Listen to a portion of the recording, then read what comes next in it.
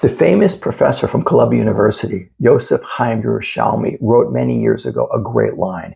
He said that while Herodotus, the Greek who wrote 2,500 years ago, is the father of history in the West, the fathers of meaning in history are the Jewish people.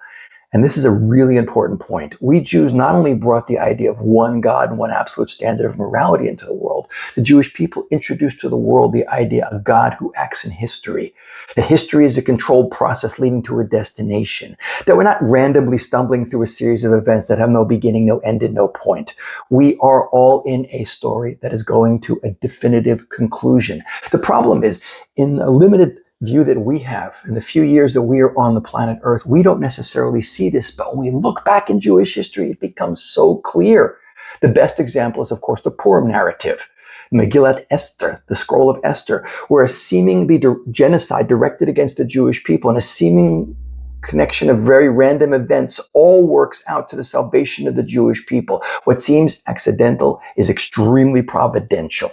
We can fast forward years later in history to 1492, when Ferdinand and Isabella issue a decree of expulsion, destroying the largest Jewish community in the world. A few days after that expulsion takes place, Christopher Columbus, looking for a westerly route to the Far East, stumbles upon what is Americas.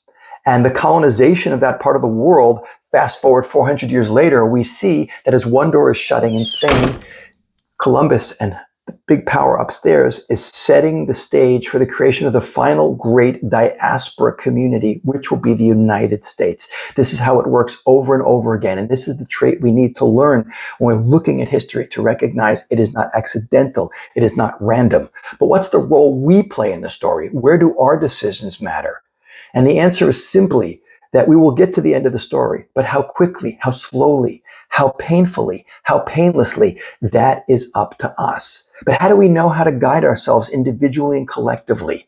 George Santayana, the Spanish-American writer, said this many years ago: those who don't learn from the past are destined to repeat it.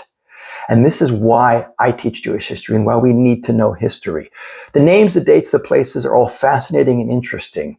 But I always say that the lessons we learn from our past and the patterns that we pull out are absolutely critical, so that each and every one of us in our own unique way, and all of us collectively, will come together, learn those lessons, make the right decisions, and then we get to the end of the story as quickly and as painlessly as possible.